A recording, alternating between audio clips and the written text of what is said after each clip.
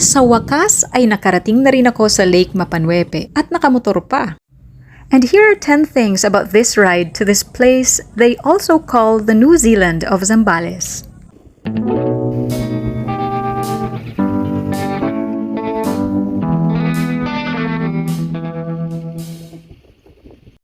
Number 10. Huwag kang pupunta sa Lake Mapanuepe. Pag malalim dyan. Dito.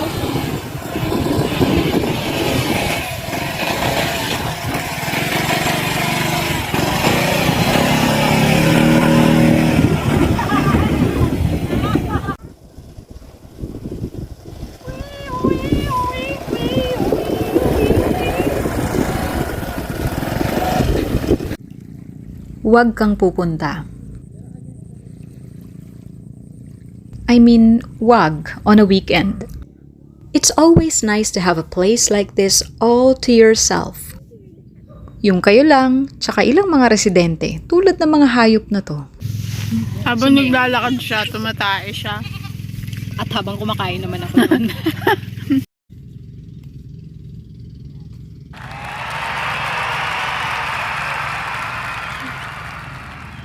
Though you'd still have to share it with a few other campers. So those other guests are actually coming from that side of the barrio. From San Marcelino Public Market, pwede kang mag-trike papunta sa barangay and from there ay sasakay ka ng bangka papunta sa campsite. Sa parteng ito, since hindi naman kami magbabangka, I ask these manongs for directions and some boost of confidence. Kaya ba itong itawid sa lahar, kuya, sa Mapanuepe? Ha? Tingin nyo kaya itong itawid sa lahar, sa Mapanuepe? Kaya na. Mababa naman na yung ilog doon. Mainit pati, no? Papuntang. Papuntang. Mapanuepe. Mapanuepe. Ilan? New Zealand? Oo, kaya niya. Kaya niya yan, pag-sigil. Kaya pag-kanan ka dyan. Dito. Basta pag pumasok ka na dyan, yan, diretso na yan. Pata, yan, diretso. Pag angat mo doon sa lake, yun na yun. Oo. Kasi mahirap na yun. Magtanong-tanong. Mahirap. Pero marami naman daw kasabay, no? Marami. Tanong-tanong na lang kayo kung saan yung daanan ng papuntang. Okay, sige po. Yung mas naunang grupo ng mga manong na nakausap ko, ang sabi, hindi raw kakayanin. Minsan, you just need to hear what you want to hear to get on with it. Number 9. Kung naka 4 wheels ka, ipagtanong mo kung saan ang solar or the solar farm. That's the route that you'll take kung nakadaan ka na sa Megadike.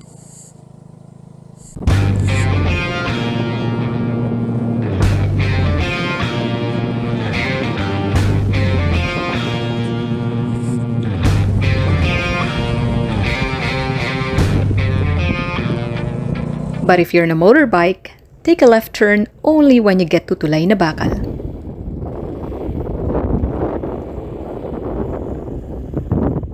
Unless you're happy to drive fast on loose sand but risk losing your balance. Parang ganyan.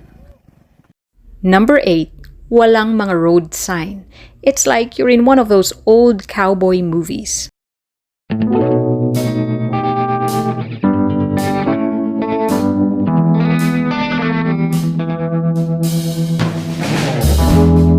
If y'all get lost, darlings, thank the dear Lord for this view.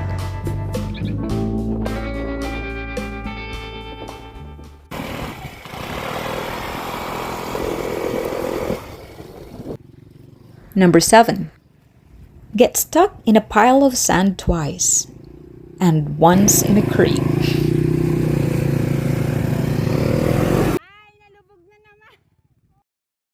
The first person who'll see you in trouble will help pull your scooter out of this misery. That's Kuya Robert of Phase 1 Tindahan.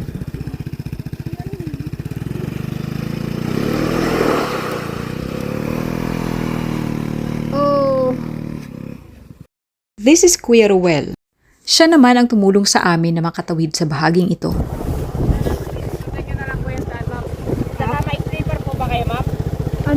Meron po. Dahil po may mga madadaan po ay mga tubig-tubig dyan. Okay. I found out later that he's actually a tour guide, so I asked for his GCash number. But he said his number is new and is not yet registered. Or maybe he just doesn't want to give me his number. Number 6. Zambales mango is deliciously sweet. Make sure to get yourself some on your way to the lake.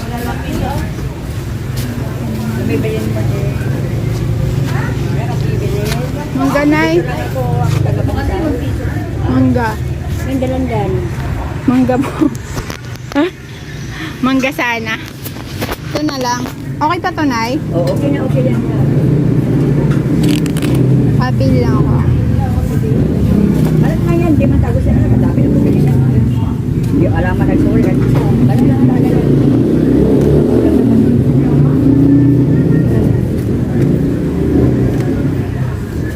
Tsaka, okay na yan.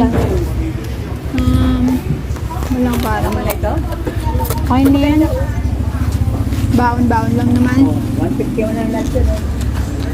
Pagka-over.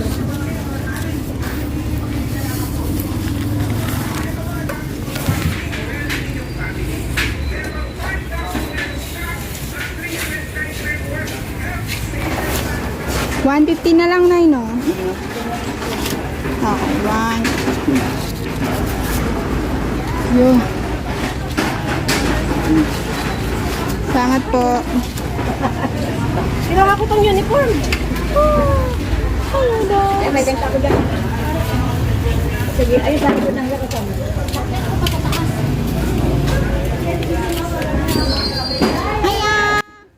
I've been to Zambales several times for its beaches, and I've always enjoyed these quick palengke stops.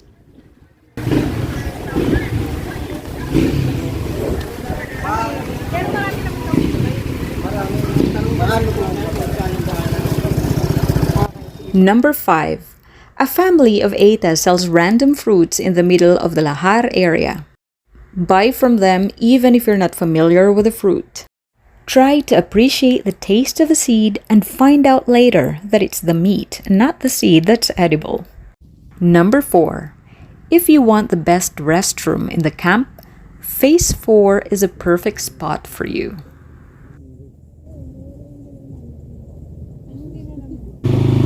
Number 3.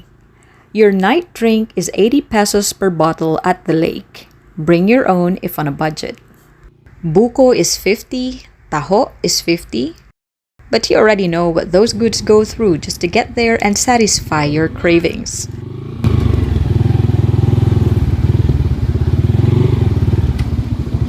Kaya mo ba?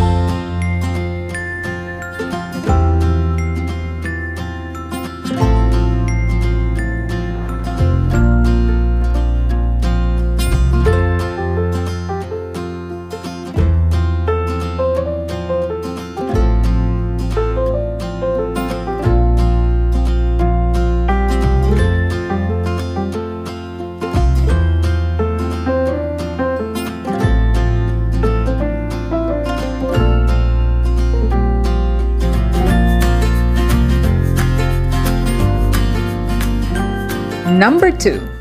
On your way back to town, a local trail guide will offer their services.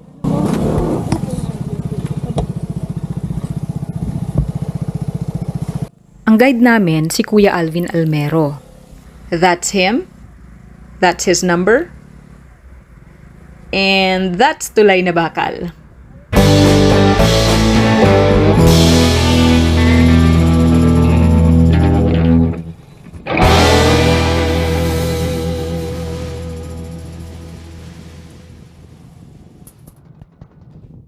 And finally, number 1, take with you someone who knows how to cook.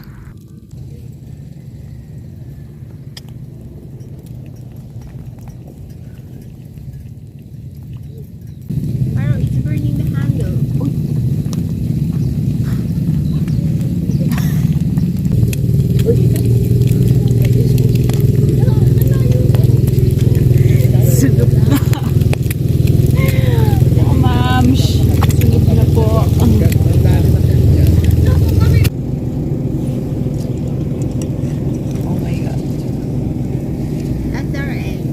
Okay, that's our egg.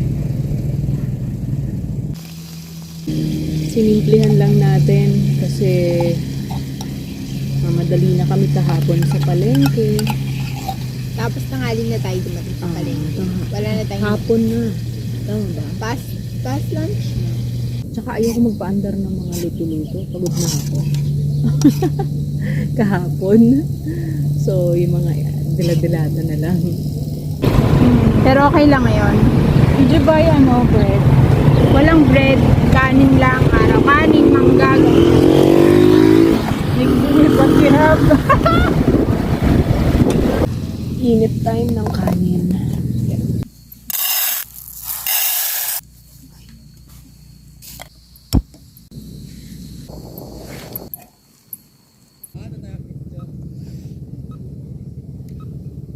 Okay, it's time to eat the most delicious breakfast.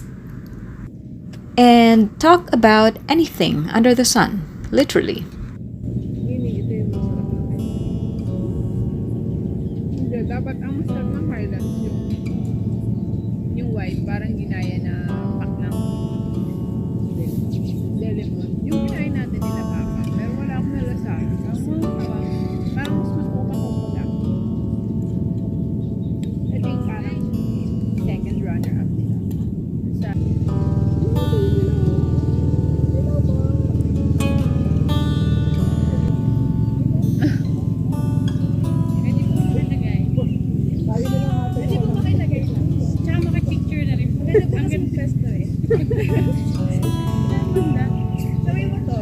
As usual,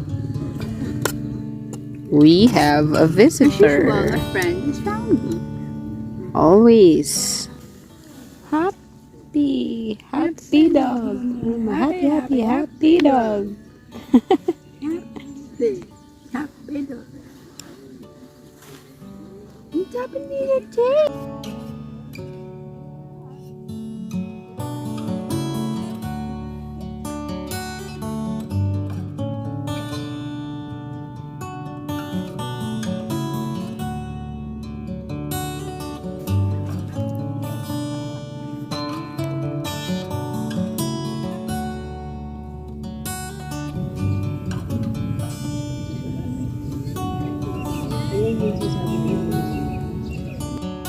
At bilang pangwakas, don't forget to take with you someone who takes beautiful photos.